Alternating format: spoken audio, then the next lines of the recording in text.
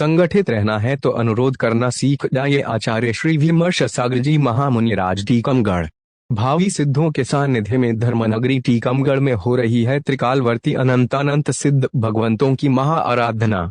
श्री 1008 सिद्ध चक्र महामंडल विधान के द्वारा गुरुवार की प्रातःकाल की बेला में आचार्य श्री विमर्श सागर जी महामुनिराज ने धर्मसभा में उपस्थित विशाल जन समुदाय को संबोधित करते हुए प्रवचन में कहा, धन्य हैं वे जीव जिन्हें संसार से प्रीति नहीं है, जिन्हें मात्र परमात्मा से प्रीति है। आप जिस परिवार में रहते हैं वे एक परिवार यदि आपके धर्म परिपालन में सहयोगी है तो अपना सातिशय पुण्य समझना। अक्सर देखा जाता है कि किसी परिवार में सुख शांति से सभी का जीवन चल रहा था। आपके परिवार में पुत्र का विवाह हुआ, बहू घर में आई और कुछ ही दिनों में परिवार की शांति छिन्न भिन्न होने लगी।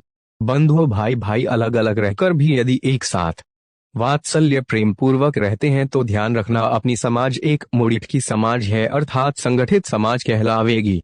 कलिकाल में यदि कहीं शक्ति है तो वह एकमात्र संगठन में ही शक्ति है। यदि आपको समाज में परिवार में प्रेम को वृद्धिंगत करना है तो आप अनुरोध करना प्रारंभ कर दीजिए। आप अपने अनुरोध को अपने व्यवहार में लाते जाइए। आप देखेंगे आपके जीवन से विरोध स्वयं हटते चले जाएंगे।